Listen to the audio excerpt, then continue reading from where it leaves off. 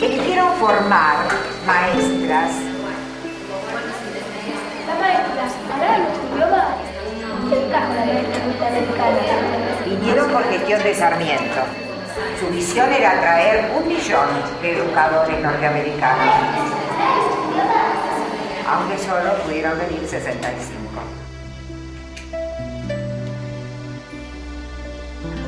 Entre 1869 y 1898, más de 60 maestras norteamericanas dejaron los Estados Unidos y viajaron contratadas por la República Argentina para formar maestros y fundar escuelas en las provincias del interior. Estas mujeres dejaron sus cómodos hogares en una época en que los viajes eran difíciles y peligrosos para enseñar en una lejana república que aún estaba en su infancia y cuya población no siempre las recibía con los brazos abiertos. Les contaré esta historia con la ayuda de las memorias editadas de Jenny Howard, una de las maestras, y del libro 65 Valientes, de Alice Houston Luigi y de otras voces del pasado.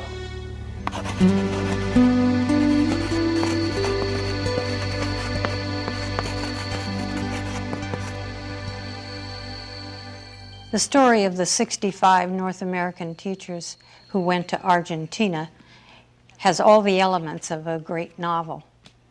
There's adventure, there's danger, there's excitement, there's tragedy, there's romance, there are frustrations, and in the end, success. Antes de que vinieran las maestras norteamericanas, en nuestro país no existían escuelas para la formación de maestros. Entonces ellos iniciaron la formación de técnica profesional de los maestros. Es necesario recordar que hasta el siglo XIX, en Europa y en América, la primera enseñanza fue casi inexistente.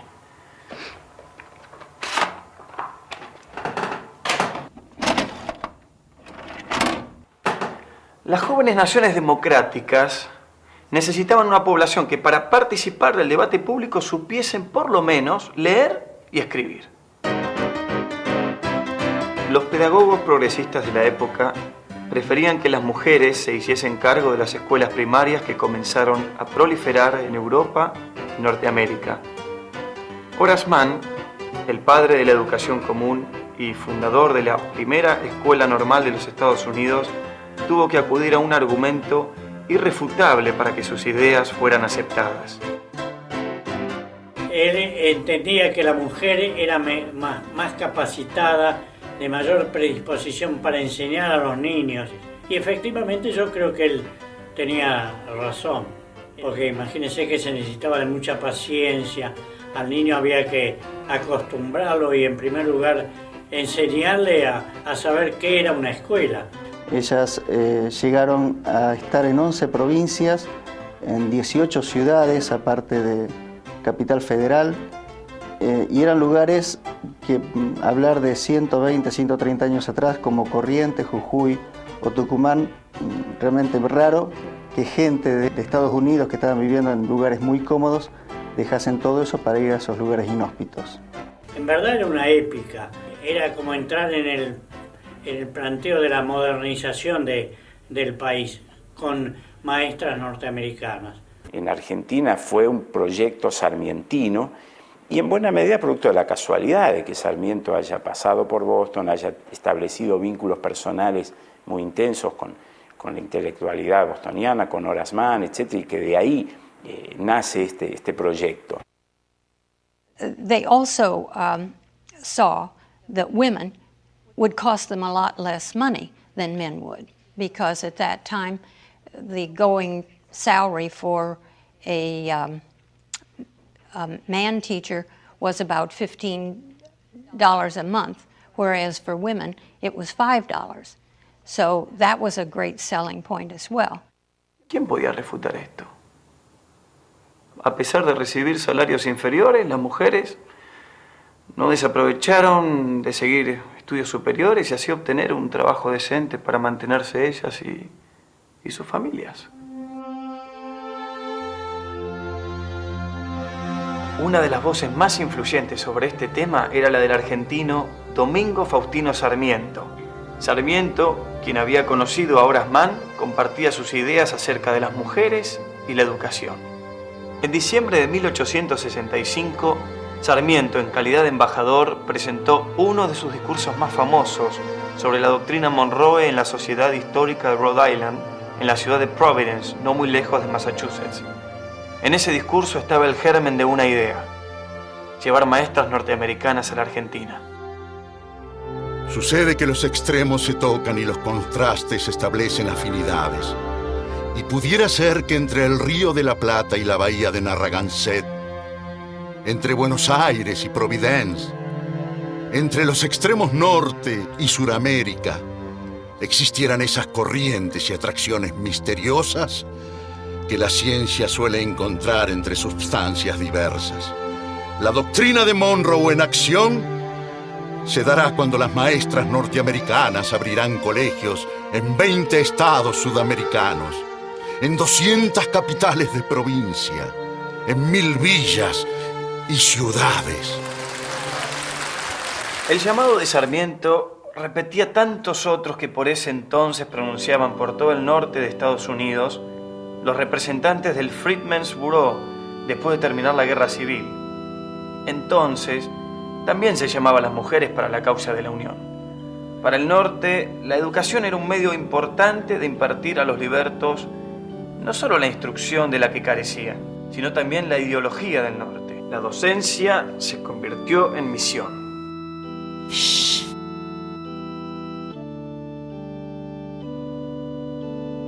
Our teachers go forth as teachers from the North, speaking with the authority of the North, and as such, those of our own communion in the South receive us, glad, so they say.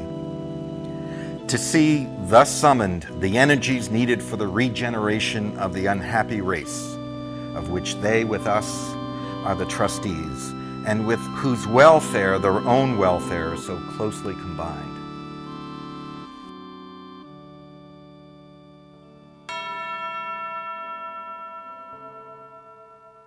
Una de las primeras maestras norteamericanas en ir a la Argentina fue Serena Frances Wood, o Fanny. Once you are able to read by yourselves, there is nothing you cannot learn. Nothing you cannot know. You will not have to pick cotton all your lives.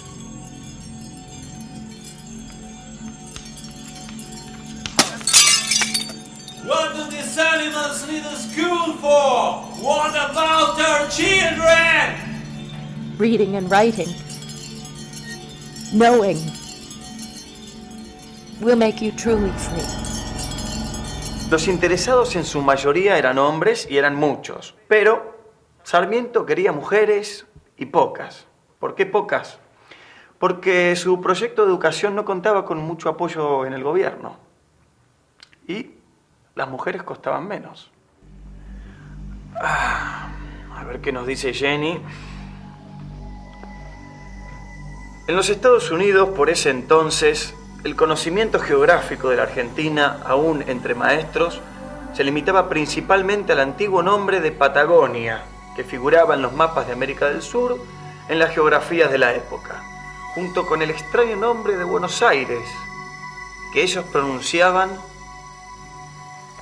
Buenos Aires. Acaba de publicarse en inglés la correspondencia de Mary Mann con Sarmiento, las cartas que ella le envió.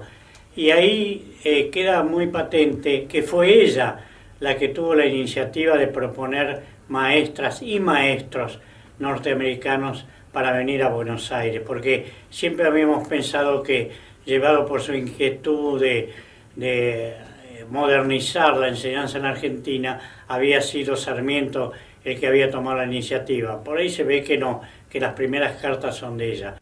La viuda de Horace Mann, Mary, era una fiel amiga y traductora de Sarmiento. Ella lo ayudó a él a conseguir las mujeres apropiadas, o sea, de buena familia, con una moral intachable y profesionalmente destacadas. Fanny Wood era una de las mujeres que Sarmiento estaba buscando. Miss Wood, we understand your altruistic sentiments, but I don't believe you grasp the backwardness with which you shall find yourself. You forget I've been to Virginia. But Argentina is not our South. That is true barbarity. And remember, you would be going to a Catholic country. I have thought this over with good care and know very well where I am going. At least there they abolished slavery long ago. Even though I feel sadness at my leaving the school, it is precisely the state of backwardness suffered by our poor southern neighbors which confirms the good I can do. Only through education and our example can we be sure that our hemisphere is populated with beings able to think and work for themselves. We know the Argentine government is offering a higher salary. We are prepared to raise your salary. You cannot abandon your position. I have thought this through. Your country needs you. I am needed more there. You do not speak Spanish. I shall learn. Your life will be in danger. I survived Virginia. What more could happen to me?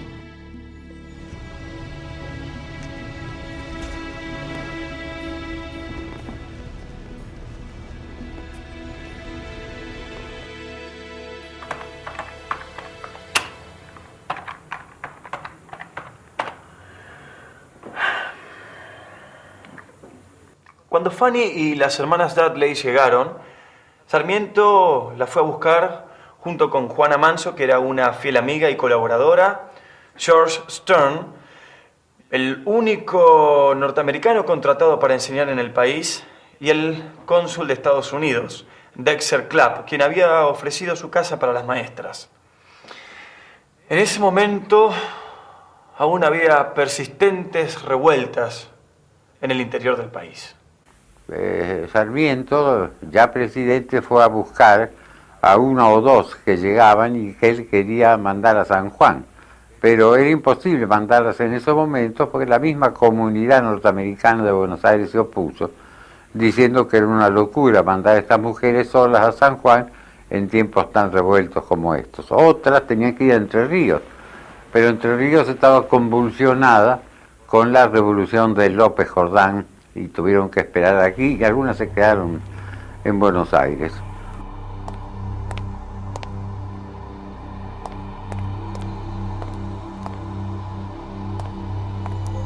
El general Justo José de Urquiza, gobernador de Entre Ríos, expresidente de la antigua Confederación Argentina, es sorprendido por las tropas del caudillo López Jordán, que entran con la orden de asesinato. De ahí vino la indignación de Sarmiento con López Jordán. Ese ascenso de López Jordán al gobierno de Entre Ríos, después de haber dado sus comilitones, haberle dado muerte a Urquiza. Para Sarmiento, la situación en el interior de la Argentina no era muy diferente del frontier norteamericano. Ustedes fueron contratadas para ir a San Juan, y a San Juan irán, carajo. Esto es despotismo. We will not go. Se ha dotado a San Juan con 10.000 pesos para escuelas superiores, y solo se necesita que vayan las maestras para habilitarlas. La señorita Fanny Wood, Gurman y las hermanas Dudley se negaron a viajar al interior del país. Y más todavía si cuantos la hablan le exageran peligros que son como los del mar que atravesamos a cada rato.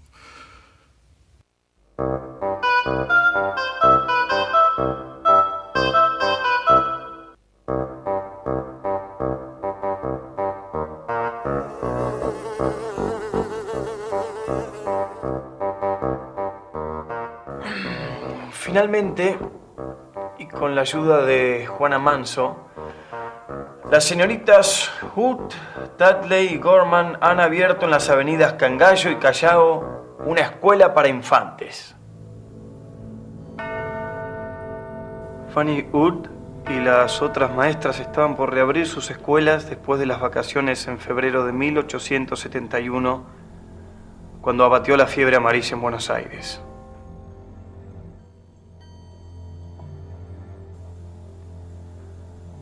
La población de la ciudad fue diezmada. 1 de cada 10 personas murió entre enero y junio de 1871. El gobierno nacional emigró, cerraron bancos, escuelas, iglesias, comercios. Fanny Wood había logrado escapar al campo, pero regresó a la ciudad espectral a cuidar a la familia del cónsul de Estados Unidos. Lejos de su patria y de su primera experiencia de pionera en Virginia, Fanny no sobreviviría a esta prueba. Murió de fiebre amarilla en brazos de su compañera Mary Gorman. Tenía 36 años.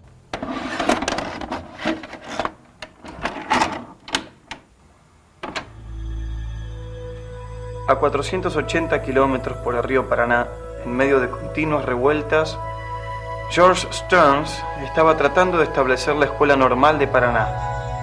Fue recomendado a Mary Mann por el rector de la Universidad de Harvard.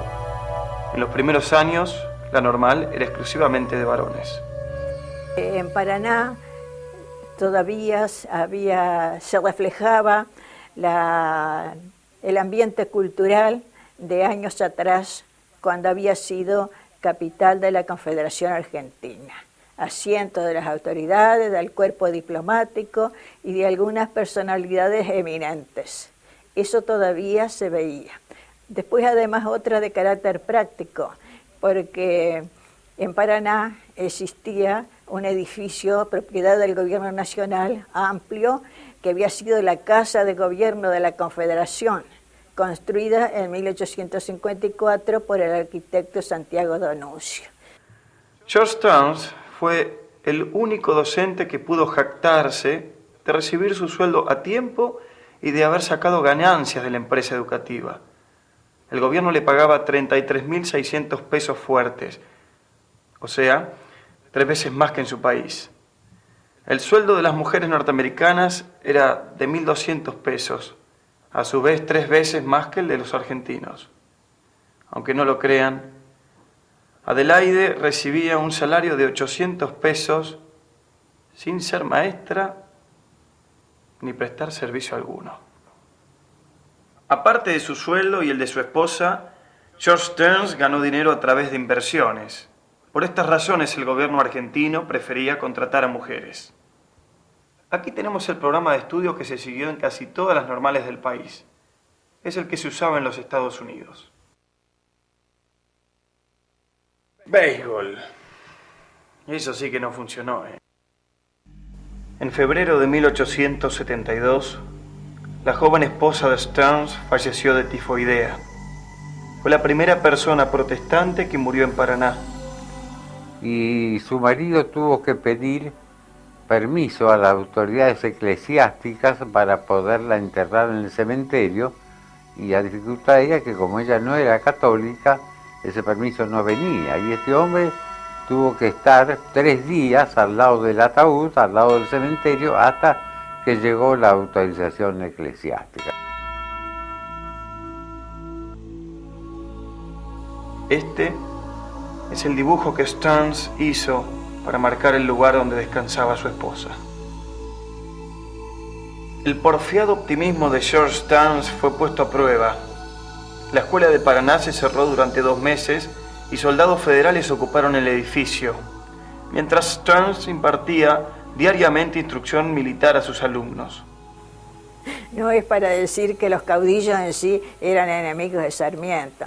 Sarmiento era, digamos, enemigo porque los veía como elementos retrógrados, ignorantes, enemigos del progreso. Por eso iba en contra de los que, sin conocerlos, porque en realidad no los conocía mayormente a todos, se expresó así en términos muy duros en contra de los caudillos. En noviembre de 1873, Sarmiento, siendo presidente de la República Argentina, exasperado por el lento avance contra las tropas de López Jordán, se embarcó por el Paraná con los armamentos más modernos a su disposición. Eligió como blanco no las tropas de López Jordán, sino el muro más fuerte, el de la nueva Escuela Normal de Rosario. Esta demostración salía más barata que enviar un ejército contra López Jordán. Y no se derramó sangre. Entre 1873 y 1874 llegaron a la Argentina George Lane Roberts y William Stern, los únicos otros hombres del grupo. También llegaron Abigail Nancy Ward y Susan Wade, graduada de la famosa Normal de Winona. Las mujeres estuvieron a cargo de la escuela de aplicación, especie de laboratorio de los futuros docentes, pero también servía para asegurar una buena preparación primaria para los que deseaban entrar a la Normal. Tanto Esther como Torres propiciaron las formas democráticas. Esther, cuando fundó un Ateneo con las condiciones de la democracia, y Esther quería preparar a los alumnos en el ejercicio de la palabra escrita, en la palabra oral, escrita, precisamente para ejercer su acción en la vida pública. George Stearns renunció en 1876 y José María Torres, un español que compartía las ideas progresistas sobre educación en aquella época, fue el segundo director de la prestigiosa Normal de Paraná. Al poco tiempo se convirtió en superior. Esta escuela preparaba a profesores para la enseñanza y la inspección de las escuelas comunes y para la dirección de las escuelas normales. La mayoría de las maestras pasaron por Paraná, pues allí aprendían el castellano. El normalismo paranaense vino a unir la vivacidad de la raza latina con el rigor de carácter de la raza sajona. En 1877 llegó Clara Armstrong, sobresaliente egresada de la Normal de Oswego, New York, y profesora de Winona, con otras dos maestras, Frank Alling, también egresada de Winona, y Elizabeth Coolidge, quien se había recibido de la Normal de Framingham, Massachusetts. Clara fue una de las más dinámicas y destacadas del grupo de maestras norteamericanas en la Argentina. I was born on a farm in upstate New York near Buffalo. The second of 8 children, I began work as a rural school teacher at age 15. Little by little, I saved enough money to pay for my teacher training at the Oswego Normal School. I graduated at 21 in 1868. From there, I went on to teach in Fredonia, New York, and then the Indianapolis Teacher Training School. Finally, I was on the Winona faculty, de donde me contrataron para venir aquí. Clara, ¿por qué decidió venir a Argentina? Cuando se me ofreció para venir, no vacilé. Me di cuenta una oportunidad extraordinaria para conocer otro país, otra gente, aprender otra lengua, ayudar a las mujeres a avanzar profesionalmente. Tengo entendido aquí que muchas todavía viven prácticamente encerradas. Aquí en Paraná voy a estudiar español. Me encanta español. Es una lengua tan romántica. Veo que aprende rápido, ¿eh? Además de su elogio, enseño francés y latín, a pesar de que muchas ya no ven la utilidad de este idioma. También estudié y hablo alemán. Todas lenguas me ayudan, aunque digo cosas terribles. En su novela Los estudiantes, Víctor Mercante nos deja un breve pero acertado retrato de Clara Armstrong.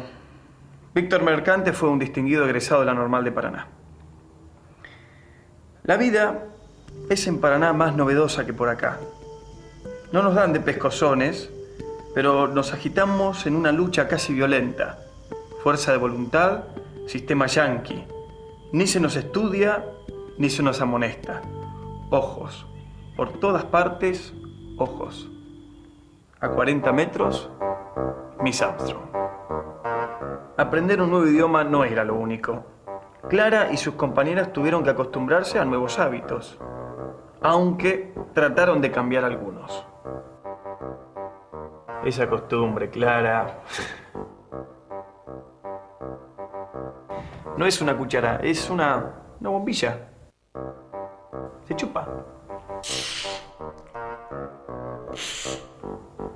Así.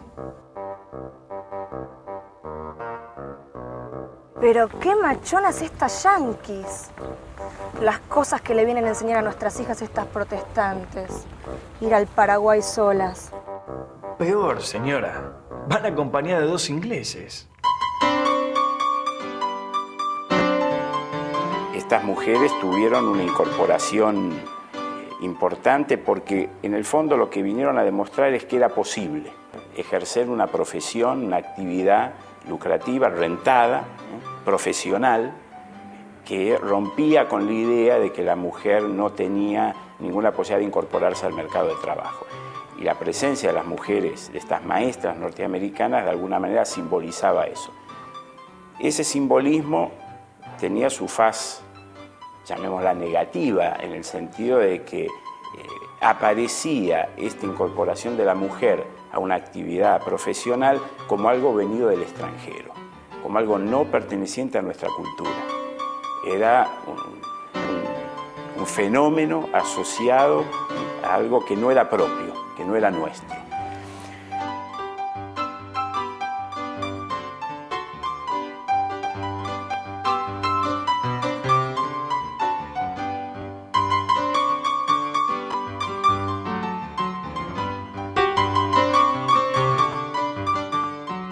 Aquí fundé la Normal de Mujeres. Fui la primera mujer que dirigió una escuela normal en la Argentina.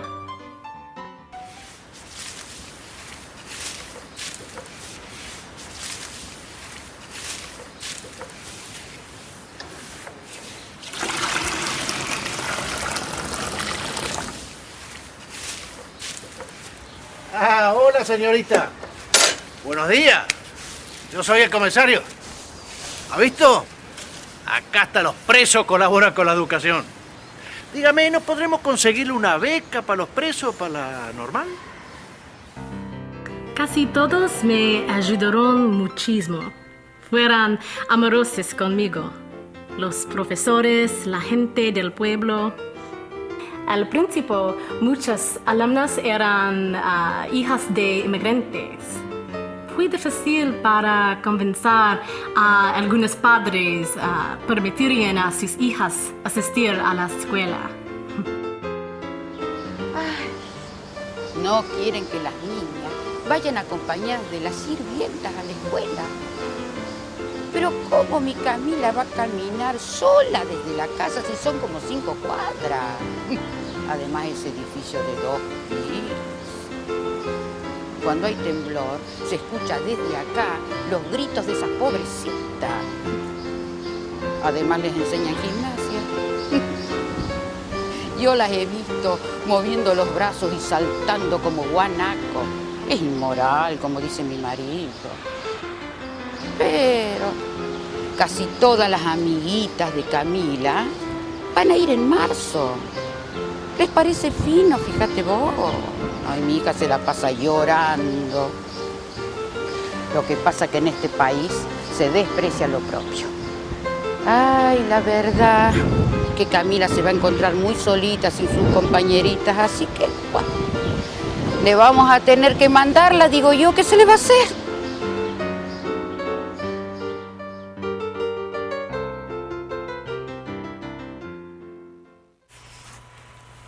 Guanaco. Hoy vamos a hablar de este animal. ¿Quién ha visto alguna vez este animal? ¿Camila? Es un camélido rumiante que habita en los Andes meridionales, de color pardo oscuro. ¿Cuánto mide? 1,5 metros de alto y 1,20 de largo, de abundante pelaje oscuro, artiodáctilo. Los métodos de la época entonces eran métodos que hoy llamaríamos muy tradicionales, muy directivos. Si uno mira los manuales de enseñanza de la época, estaban armados casi al estilo socrático de qué tenía que preguntar el maestro, qué respuesta tenía que dar el alumno, a partir de la respuesta del alumno, qué nueva pregunta hacía el maestro, qué respuesta el alumno tenía que producir, etc. Estaba todo muy pautado, todo muy regulado, de una manera muy, insisto, directiva, que hoy llamaríamos autoritaria. No reciten como lores. ¿Qué quiere decir artiodáctilo?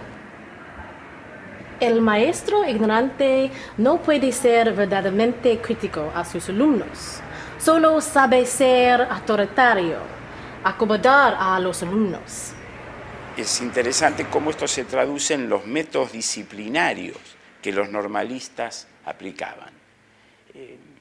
Ninguno recurría a los castigos físicos. La sanción era más bien una sanción moral, la que había que dar, basada en la misma disciplina. Repetir más veces la operación, volver a ejecutarla, volver a hacerla, etc. Hay una circular muy famosa de Vergara, siendo director de la Escuela Normal de Mercedes, donde prohíbe toda sanción disciplinaria, incluso la mirada.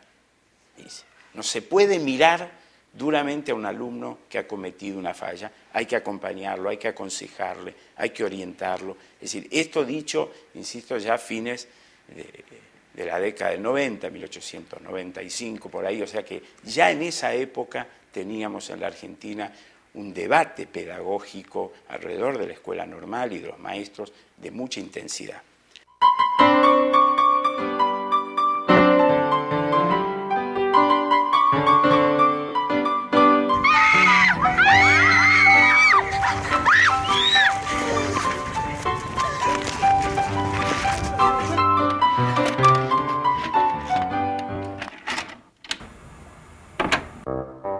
Female teachers wishing to obtain such positions will do well to consider the following points.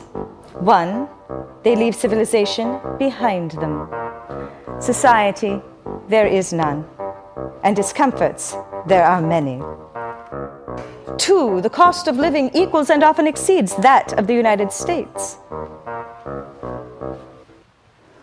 3. All teaching must be done in Spanish, thus necessitating months of steady work as preparation. Thus necessitating months of steady work. 3. All the teaching must be done in Spanish, thus necessitating months of steady work as preparation. ¿Qué pretendían estas chicas? ¿Cambiar el idioma, por ejemplo?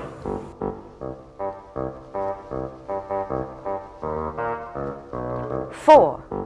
Every year, the salaries in the high schools are lessened, and truly good and efficient teachers are removed to make way for ignorant political and party favorites. This uncertainty takes the heart out of teaching. Sincere and earnest work rarely meets with encouragement, and its only visible result is the imposition of more work and a reduction in salary. Incluso tuve que imponerme y prohibir que se tomaran los exámenes los domingos. Suerte que esta no renovó su contrato. ¿Qué país pegado? A pesar de todo, el proyecto de las escuelas normales, o sea, de la educación en la Argentina, siguió cobrando fuerza política. Mientras, en los medios educativos de los Estados Unidos, crecía la preocupación de que se instaba a las mejores maestras a servir en un país extranjero en un momento en que su propia patria necesitaba maestros en los territorios que adquiría a paso frenético. No repararon en que en la Argentina las mujeres norteamericanas recibían puestos superiores que en su país. Tampoco se le ocurrió a nadie subirles los sueldos a las mujeres en los Estados Unidos para retenerlas. En 1880, en New England Journal of Education, publicó de buena gana las advertencias de Elizabeth Coolidge. Se volvió a los Estados Unidos apenas terminó su contrato. La educación común en la Argentina había sido el sueño de Sarmiento, pero fue Julio Argentino Roca quien logró, no sin muchos conflictos, realizar ese sueño. ¿Por qué invirtió Roca tanto dinero en traer norteamericanas y por qué invirtió tanto dinero en las normales?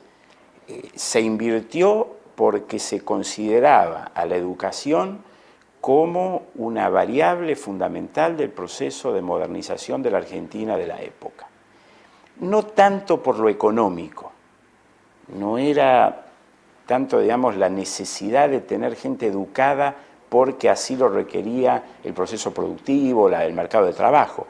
La verdad es que para lo que la Argentina producía en la época, trigo, maíz, carne y la producción, alguna mínima producción de servicios artesanales en las ciudades, no hacía falta tener una escuela primaria universal y obligatoria para todo el mundo. Pero sí hacía falta desde el punto de vista político. Mientras tanto, Clara regresó a los Estados Unidos por problemas familiares. Antes de emprender su viaje de vuelta a la Argentina, recibió autorización del gobierno de Roca para reclutar otras maestras.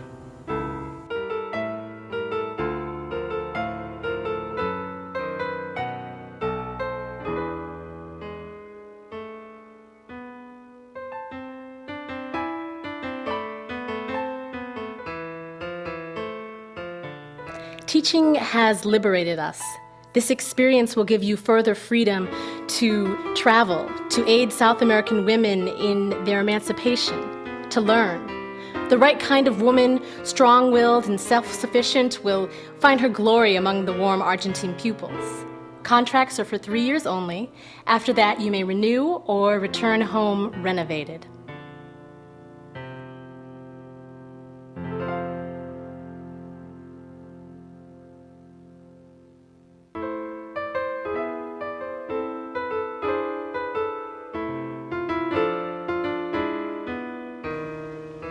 My husband, God rest his soul, fought in the Civil War. I met him while I was a nurse in Nashville, Tennessee. In the summer of 1876, I resolved to carry out my desire to prepare for a teacher in kindergarten, although bitterly opposed by my mother, brother, and relatives. I wanted to be independent, to support my 2 children on my own. At Winona, I earn $1,000 a year.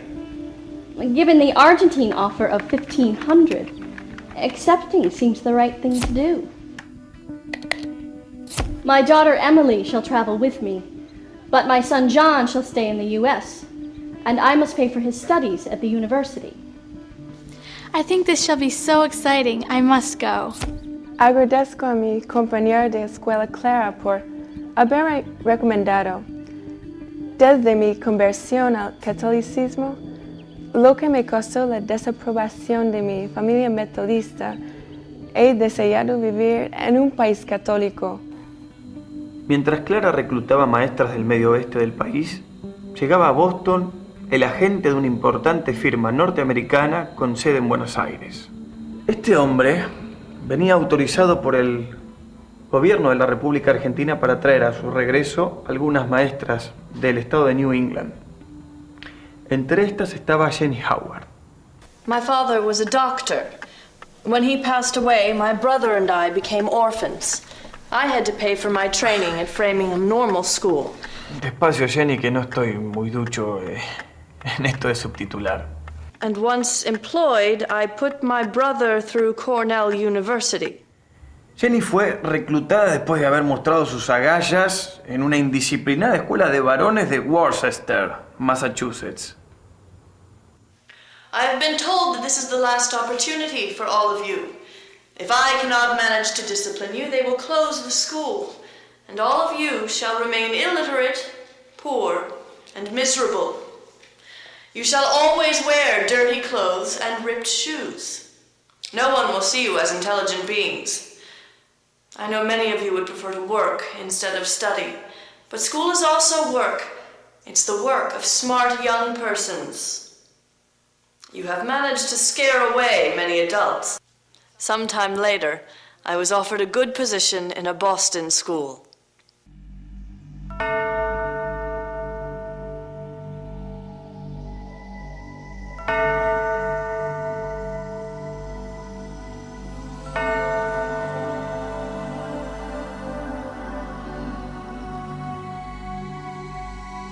She had suffered the loss of her fiancé and was apparently devastated by that just prior to coming to Argentina. I said yes at once, without asking anything of what might be expected of me.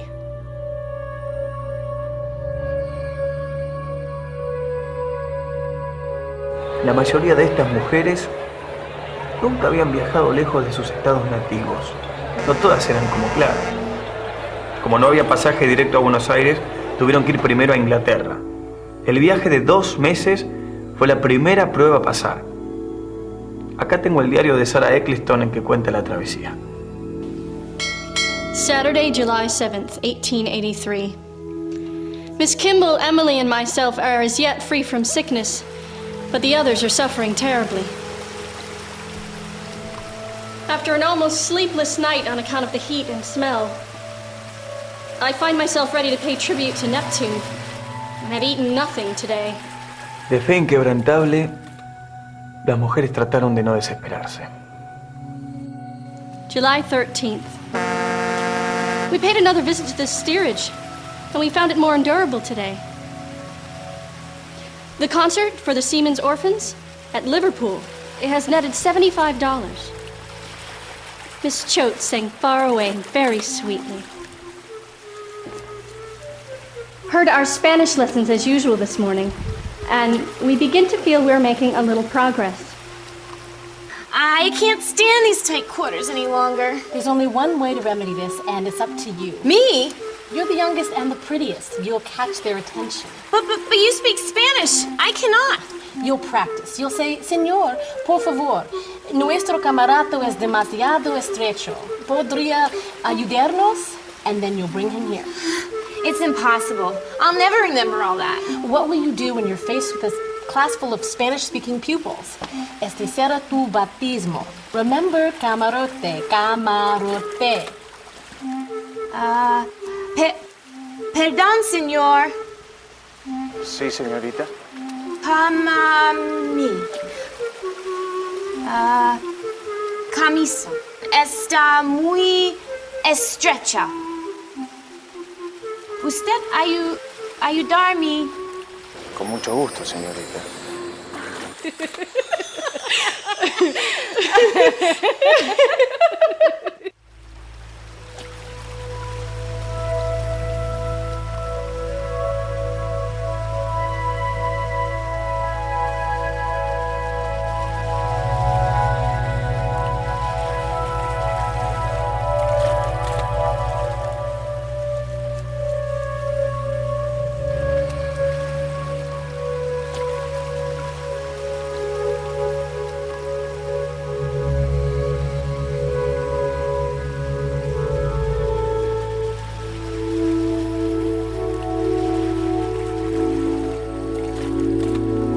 Fueron recibidas por importantes figuras, empresarios norteamericanos, políticos argentinos, como el ministro de Instrucción Pública, el Dr. Wilde. A pesar de este cálido recibimiento, las maestras norteamericanas pronto se encontraron en medio de las pugnas políticas del país. Acá tengo el proyecto de ley de educación. Capítulo 1, artículo 8. La enseñanza religiosa solo podrá ser dada en las escuelas públicas por los ministros autorizados de los diferentes cultos antes o después de las horas de clase. Como la Argentina era un país católico y la enseñanza por mucho tiempo estuvo bajo el control de la Iglesia Católica, este artículo fue controvertido. La calidad se produce cuando hay mezcla. Y esta mezcla fue quizás la característica más importante de la escuela pública argentina. Mezcla en todo sentido, tanto desde el punto de vista social como desde el punto de vista cultural. una escuela en la que iba el católico, el judío, el árabe, el agnóstico, iban todos. Mientras las maestras viajaban al interior, en el Congreso se mataban. Lo que proponen los señores diputados con su proyecto de ley de educación común es una escuela atea. No es atea la escuela que enseña la moral. El Estado tiene por misión hacer reinar la justicia, hacer respetar los derechos. No debemos olvidarlo. En todos los tiempos y en todos los países, la religión es el gran preservativo contra la disolución social, la más hermosa perspectiva de consuelo y esperanza para el dolor y el infortunio. Según lo aclaró elocuentemente mi colega, la Iglesia tiene otra misión, la de consolar a los que sufren injusticia, dar esperanza para el dolor y el infortunio, preparar almas para el cielo. Señores, si el Estado no garantiza la justicia, mucho menos lo hará la Iglesia.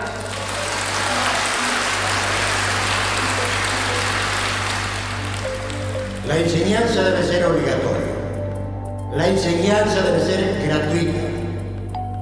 Debe ser higiénica y debe ser gradual. Si la enseñanza debe ser obligatoria, esto viene a contradecir la idea de que debe ser religiosa. Porque, ¿con qué derecho se obligaría al hijo de un protestante, por ejemplo, a aceptar los principios de una religión contraria a la suya? Bienvenidas al Far West criollo. Y como buen Far West, no faltaban los delincuentes. El director del colegio de varones, a quien Clara había dejado a cargo de la normal, robó el dinero de la cooperadora. Pobre Clara. Embargaron sus bienes. Tuvo que pelear mucho tiempo antes de que la exoneraran. Sarah Eccleston, Jenny Howard y las otras del grupo se estaban aclimatando a un panorama muy diferente. Aunque Paraná estaba lejos de Buenos Aires, las maestras, sin embargo, encontraron compañía de habla inglesa. De hecho, 3 de ellas se hospedaron con Fanny Haslam de Borges, la abuela paterna del famoso escritor argentino Jorge Luis Borges, y tomaban el té siguiendo el rigor inglés. Dicen que entre charla y charla, Fanny Haslam les contó que una vez se había encontrado con una india descalza, rubia, que llegaba todos los años a las pulperías. Era una inglesa de Yorkshire. Me contó, en un inglés mezclado con pampa, que hacía 15 años había perdido a sus padres en un malón, que se la habían llevado los indios, y que ahora era mujer de un capitanejo. Sentí desesperación al verla. Yo, también tan lejos de mi país, me sentí de alguna manera hermanada con esa criatura. Le dije que la ayudaría a escapar, la llevaría conmigo, buscaría a sus hijos. Me quedé atónita cuando me dijo que era feliz. Y se volvió al desierto. Los ojos toman un brillo especial de alegría y sus labios se mueven lentamente, pudiendo leer en ellos: soy feliz.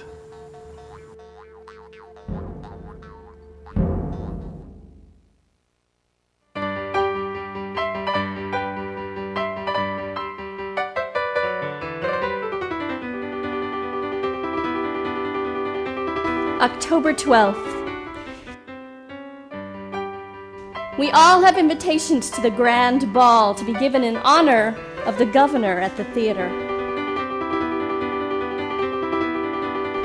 But we will not attend, as we have no company.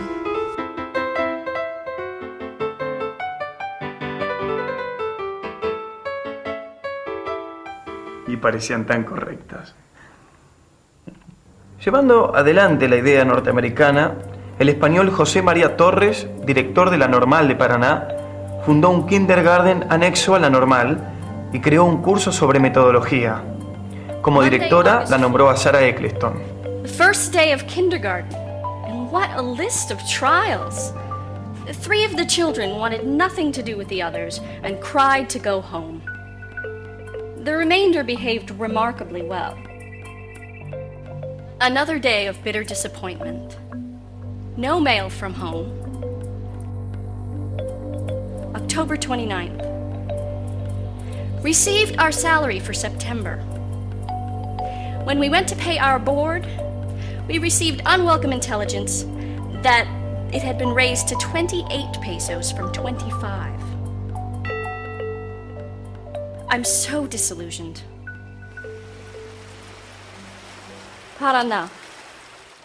Lunes 10 diciembre 1883. Un día muy agitado para nuestras compañeras que se van. Pero como el general Sarmiento iba en la escuela, tiene todo que vamos. Parece muy enfermo, pobre anciano.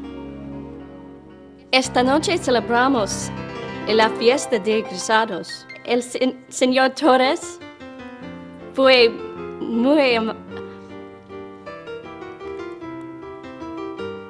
amable en invitarme a dar un paseo.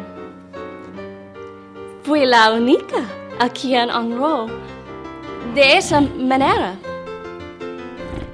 El baile fue más divertido de lo que me había imaginado. Cuando volvimos a casa, eran casi de las 3 de la mañana. Ya veo que se van adaptando a nuestras costumbres. Al cabo, llegó para todas el momento de ir a ocupar los puestos definitivos para los cuales habían sido designadas. El ministro de Educación tenía por lo visto gran fe en la capacidad de las mujeres norteamericanas. Qué costumbre es hablar de vos en tercera persona. We were taught that it was the polite thing to do. Gran fe en la capacidad de las mujeres norteamericanas. O la urgencia de crear un ejército de maestros que el gobierno necesitaba para poder afianzar su poder y eliminar la persistente resistencia de la vieja confederación. No extraña que no pocos libros de texto hayan sido escritos por hombres políticos. Debido a las tendencias antimercantiles, la influencia de la Iglesia en el nuevo Estado liberal argentino quedó debilitada. Great faith as he sent them after 4 months' study of the language to the far corners of the Republic, where in most cases English was rarely heard. Por favor, Jenny, en castellano, por favor. Con el castellano que nosotras podíamos manejar, se esperaba que llevásemos a cabo no solo la tarea de organizar y administrar las escuelas normales, sino también la enseñanza de las materias más importantes relacionadas con la profesión maestros, como psicología, metodología y ciencia de la educación, y que corriéramos además con la correspondencia oficial del gobierno. Jenny Howard was said to be the best remembered of the teachers who went to Argentina, perhaps because she stayed there for so very long. Both she and Edith Howe were the very image of the New England schoolmarm. Very proper, very well groomed at all times, smiling, and if we can go by the accounts, never losing their temper. Having received their final appointments to Corrientes, sailed again on the SS Paraguay on the 21st of February. En castellano, Jenny, en castellano, por favor. Las dos maestras bostonianas que finalmente fueron destinadas para Corrientes. Partieron en el vapor Paraguay el 21 de febrero de 1884 a las 5 de la mañana, alejándose aún más de sus hogares y dejando atrás en Paraná, con gran pena, las 9 compañeras que se habían convertido en apreciables amigas. Llegaron al fin a la ciudad de Corrientes, un domingo para la mañana, primer día de carnaval, y anclaron en medio del río. Como no había muelle, los botes iban hasta el barco para embarcar y desembarcar a los pasajeros. Esta costumbre se conservaba todavía después de construidos los muelles, con el objeto de proteger a los boteros, ya que, de lo contrario, hubieran perdido su único medio de subsistencia. Eso es solidaridad. They being too lazy to learn or take up any other occupation. Esa actitud calvinista, el individualismo, la autosuficiencia en extremo, es lo que rechazaban muchos argentinos. There was a devout religious air through the normal schools, all of them I suspect, but certainly at the Lexington Framingham School, partly because all of the first principals were ministers. El director del Colegio Nacional de Corrientes, un inglés, había sido notificado, pero no sabía la fecha. Imagínense cómo llegar a tierra bajo una lluvia torrencial y con esas pequeñas y frágiles embarcaciones abiertas con 8 baúles y cajones de libros y tan solo 2 pequeños paraguas. De pronto, una voz bondadosa de acento extranjero vino a socorrerlas. Ajá. Es bienvenida la ayuda, ¿no? Por ser domingo de carnaval, encontraron totalmente ocupado el primer hotel que fueron a ver. Totalmente empapadas y chorreando agua. No hallaron tampoco lugar en el segundo. Finalmente, consiguieron en el siguiente hotel una cueva del tamaño de una caja de sombrero. Permanecieron allí hasta después de carnaval.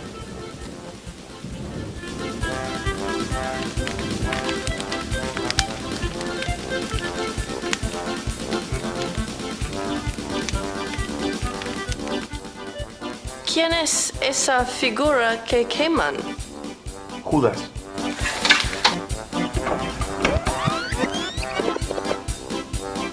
Oh, es argentino el señor.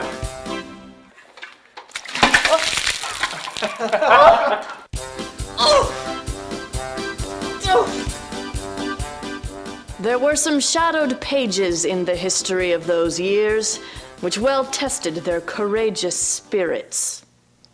Una de las primeras responsabilidades de Jenny y su compañera fue desalojar a la directora interina y sus 5 hijas de la casa designada para la nueva directora. Aunque la interina no tenía formación alguna para el cargo que le habían dado, hizo falta mucho tacto para lograr que la señora abandonara la casa. Frances, la hermana de Clara Armstrong, fue designada para dirigir la moribunda Escuela Normal de Córdoba. La acompañó su colega de Winona, Frances Wall, y Minnie, la menor de las Armstrong.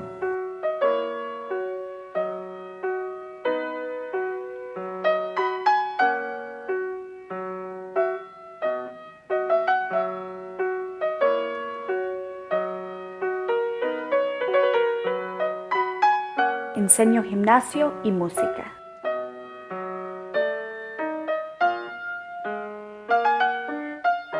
Frances tenía una voz entrenada. Realmente ella tenía una voz de soprano. A su vez también ella era pianista, era organista.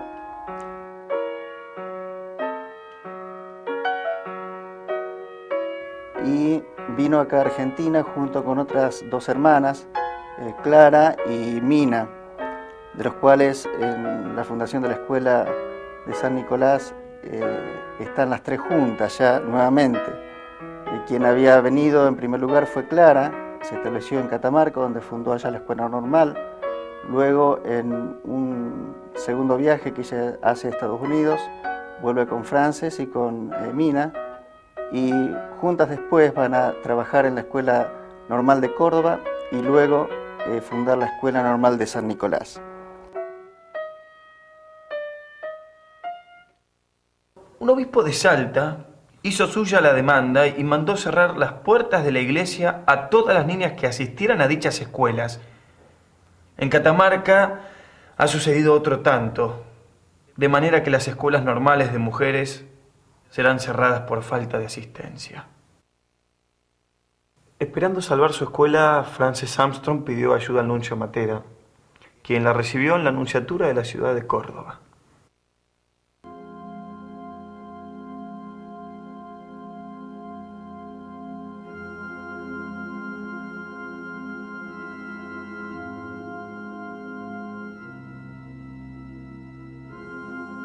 Señoría, le agradezco esta entrevista. Nosotras hemos sido contratadas para preparar maestros. Solo eso. Somos protestantes y muchas somos muy devotas, pero no somos misioneras de ninguna iglesia. Para nosotras, la enseñanza es una misión, pero una misión laica. El nuncio, con tono paternal, le dijo: creo que usted no ha entendido, señorita. Es precisamente el laicismo de las escuelas del gobierno a lo que nos oponemos. La Iglesia católica no puede querer que sus pobres se queden a la merced de la ignorancia. La Iglesia no quiere impedir que los pobres se ganen la vida decentemente, ni que se preparen como maestros. Sin la escuela nadie gana. ¿Qué podemos hacer para que vuelvan los alumnos a la escuela? Veo que es usted práctica, como los de su raza. Levantaré el anatema con las siguientes condiciones. Usted se las comunicará al ministro Wilde. Le entregaron un documento con los siguientes puntos. 1. El Ministerio de Instrucción Pública debe declarar que no tiene intención de propagar la religión protestante a través de las normales. 2. Se debe permitir la enseñanza del catecismo católico en las escuelas normales. Y 3. Se le debe permitir al obispo visitar la escuela para asegurarse que se cumpla la segunda condición. El ministro de Instrucción Pública, el doctor Wilde, le escribió a Frances poniéndola en su lugar. Le recordó que su contrato era de docente y que eso no la autorizaba para meterse en los asuntos del gobierno. La pobre Frances, que por aquel entonces tenía 24 años, recibió críticas hasta incluso de sus propias compatriotas. Sarah Eccleston escribía en su diario: Frances Armstrong se ha puesto en ridículo al tratar de congraciarse con los católicos. ¿Cuál será el próximo paso en esta revolución moral? Al nuncio Matera se le dio 24 horas para que dejara el país. Las relaciones con el Vaticano no se reanudaron hasta 18 años después, o sea, hasta 1902. Irónicamente fue el mismo Julio Argentino Roca, en su segunda presidencia, quien lo logró. A pesar de las acciones de Roca de 1884, las relaciones con la Iglesia argentina en la práctica no empeoraron. Aunque en Córdoba la normal seguía en crisis, el proyecto educativo de la administración Roca siguió adelante en el resto del país. Pasaron 2 años con rapidez. Las yanquis, entre tanto, se iban haciendo cada vez más corrientes con el idioma y más ganadas, al propio tiempo por el afecto de los amables alumnos y otros amigos, cuando llegó un decreto del Ministerio de Educación por el que se disponía el envío de Jenny a Córdoba, donde la necesitaban como vicedirectora y regenta para ayudar a Frances Armstrong, ya que la anterior vicedirectora, Frances Wall, se casaba con el director del Observatorio Astronómico. Según las memorias de Jenny, en 1888, después de 2 años de trabajo riguroso y descorazonador en lucha contra la ignorancia y el prejuicio, la señora del nuevo presidente, cuñado de Roca, que residía en Córdoba, insistió junto con sus amigos los jesuitas en que su esposo pusiese a alguien de su propia fe a cargo de la escuela normal. El ministro de Educación, que no tenía sino palabras de encomio por su buena labor, se vio obligado a destinarlas a otro lugar. Quizá a estos dos poderes no les convenía un pueblo muy instruido. Clara Armstrong acompañó a su hermana y a Jenny a establecer la escuela en San Nicolás y enseñó francés y zoología. También fue la menor de las Armstrong, Minnie, quien enseñó gimnasia y fue celadora. En 1888, y después de 18 horas de tren desde Córdoba, arribamos a San Nicolás. Nos recibieron con la cordial hospitalidad que afama a los latinos. Ya se está aclimatando. Hogares, las propiedades y todo cuanto pertenecía a esas amables gentes fue puesto a disposición de ellas. Fueron visitadas hasta por el cura, un hombre liberal que había colaborado activamente en la búsqueda de un edificio adecuado para la nueva escuela. La escuela era un lugar prestigioso, la escuela era un lugar de cuidado, no hay más que ver los edificios. Los edificios de las escuelas que se construyeron en todos esos años eran edificios preparados para durar mucho tiempo, con muy buenos recursos materiales, con una infraestructura realmente hecha al mejor nivel de la época. La casa más grande y hermosa de la ciudad se obtuvo al fin para la escuela normal. Fueron, al comienzo del año lectivo, tantos los alumnos que se presentaron en relación con los pocos bancos disponibles en los grados. El establecimiento nuevo iba a ser una escuela mixta, gran innovación, mirado al principio con recelo por algunas madres.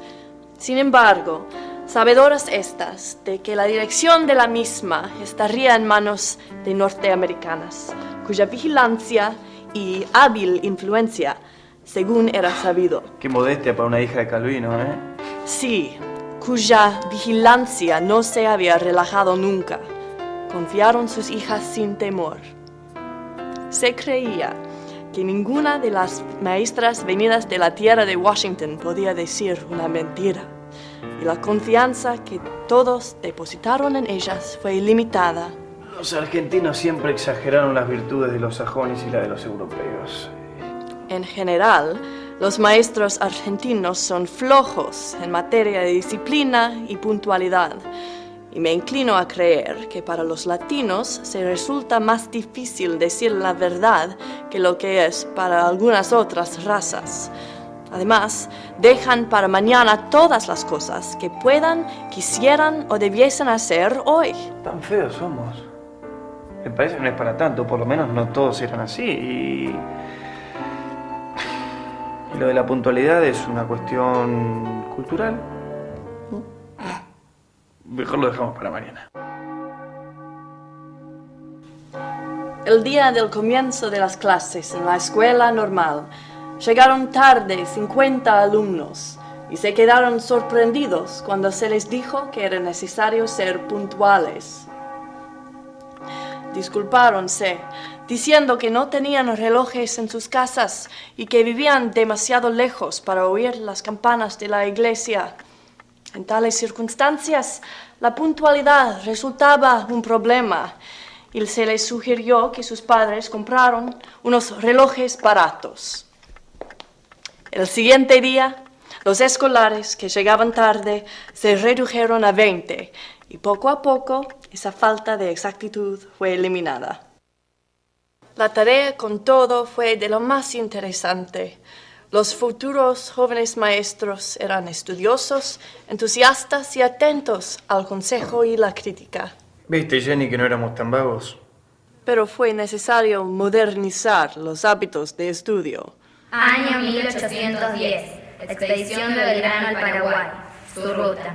Las pequeñas poblaciones que se alzaban a orillas de esa gran vía de agua que se llama Río Paraná, rancheríos, más que otra cosa, cuyos habitantes, dedicados a trabajos campesinos, desenvolvían una vida tranquila, sin vastos horizontes, y que solo veían en su río, de vez en cuando, embarcaciones de tráfico comercial que llevaban productos al Paraguay, o puertos intermedios que transportaban vecinos de la costa, de uno a otro embarcadero. Se conmovieron de pronto con la llegada de chasques despachados desde Buenos Aires. Los alumnos habían sido habituados a estudiar las lecciones en voz alta, tanto que en sus hogares como en la escuela, e imaginaban que de otra manera nada podía aprenderse de memoria.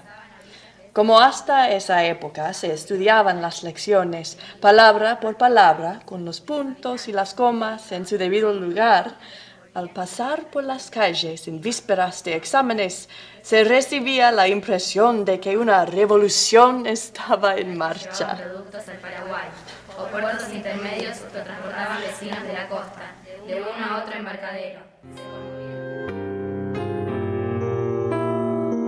La muerte de Sarmiento, el padre de las escuelas normales en Sudamérica, ocurrió en septiembre de 1888 en Asunción de Paraguay. Su cuerpo fue traído con gran pompa en un vapor, aguas abajo del río Paraná, escoltado por guardias nacionales, estudiantes y funcionarios del gobierno. Las ciudades y pueblos situados a lo largo de la ruta pidieron que el buque anclase en sus puertos para alcanzar el privilegio de rendir honores al gran patriota. San Nicolás, entre otras, lo solicitó con vehemencia y su deseo fue satisfecho. La cañonera llegó a San Nicolás pocos minutos antes de medianoche, fue una noche muy ventosa, y ella se tuvo que arrimar en un bote. Y dice que era tan malo el tiempo y tal susto tenía que solamente lo hubiera hecho por Sarmiento eso.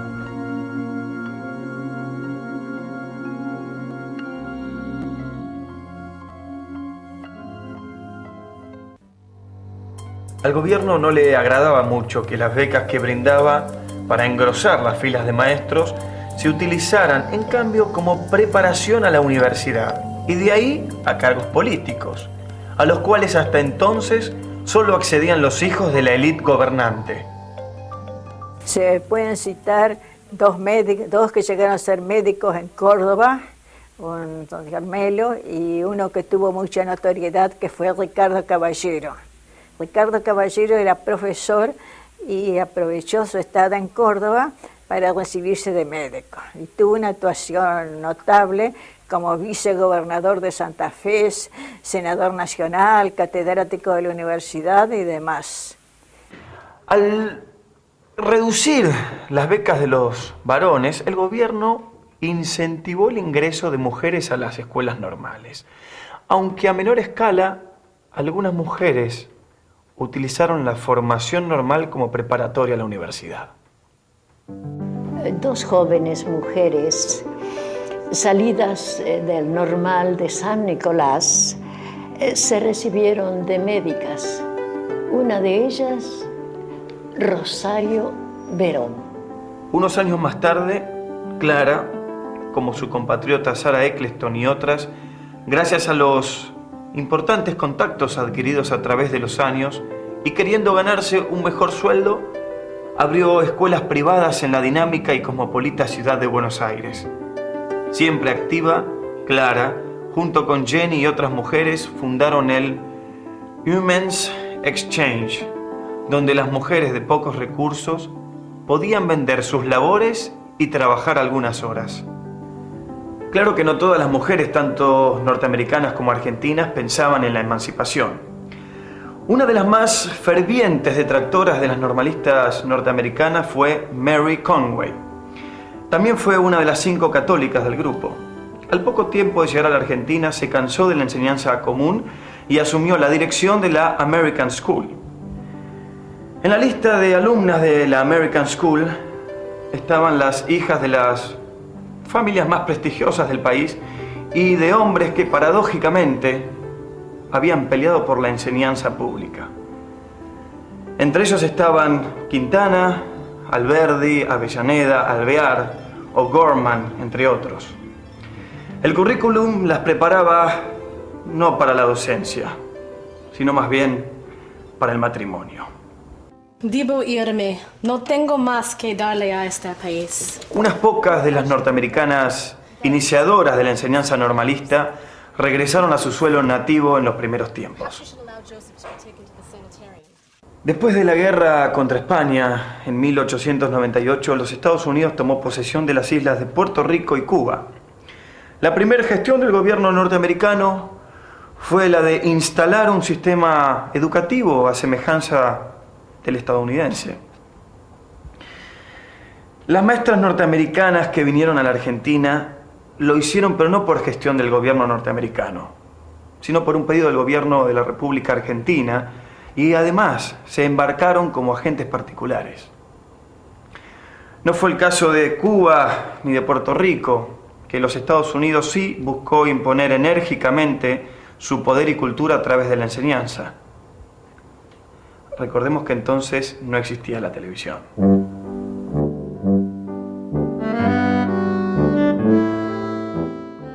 La segunda cosa que debemos aprender de esta política educativa y de este movimiento de esa época es la que tiene que ver con esta idea de la cohesión, de tener a todos juntos, de socializar a la población, incluyendo a los diferentes en el mismo lugar. Sea una escuela que rompía con los guetos culturales, con los guetos sociales, con los guetos económicos. La escuela pública recibía al hijo del médico, del abogado o del obrero, porque también en el barrio vivían médicos, abogados y obreros. Hoy todo esto se está empezando a perder y creo que entonces es muy bueno mirar hacia atrás para recuperar esta idea de una sociedad integrada, de una sociedad cohesionada, y que para hacerlo tenga instituciones que cohesionen. La escuela es una gran institución de cohesión social. Los maestros de la época tenían esta mentalidad, tenían este sentido de su misión, de su profesión, que también hoy se está perdiendo. El tiempo pasó con rapidez. Trabajé hasta 1905, en que tuve que renunciar a mi puesto por la pérdida de mi voz. Luego me trasladé a Buenos Aires, a Palermo, donde me gustaba recibir visitas a la hora del té. Tuve ocasión de conocer al Washington de los argentinos, Bartolomé Mitre. Después que murió el esposo de Francis, ella también se trasladó a Buenos Aires, donde estudiaban sus hijos.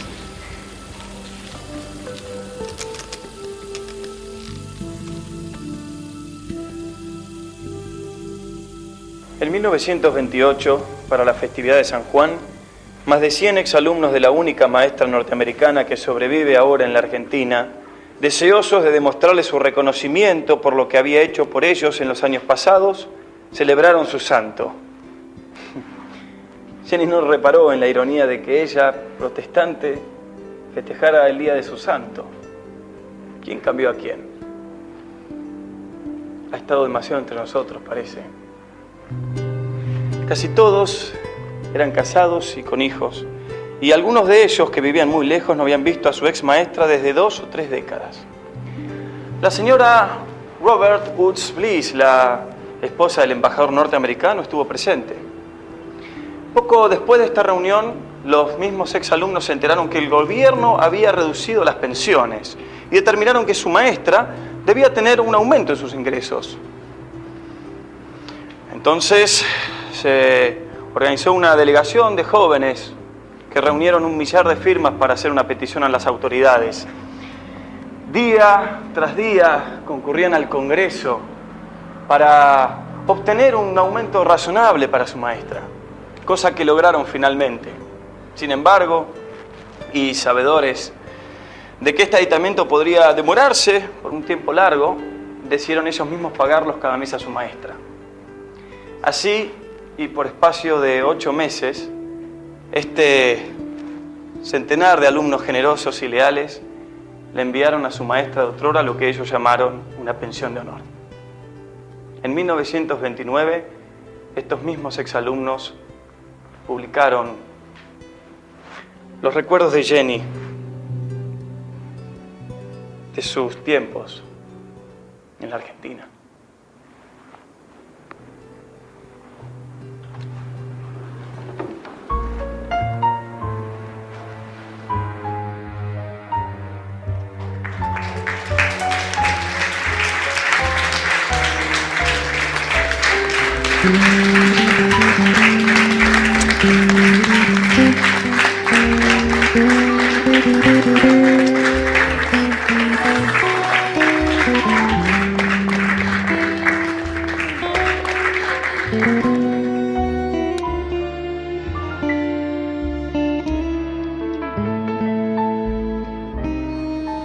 Mis muchachos.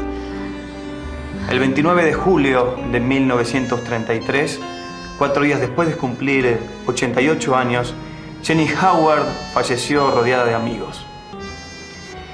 Jenny desconocía que otras 2 maestras norteamericanas, Mary Olive Morse y su compañera de toda la vida, Margaret Louise Collor, la sobrevivirían en Mendoza 15 años más. Las 2 murieron en 1945. Ambas tenían 80 años de edad y fueron las últimas 2 sobrevivientes del grupo.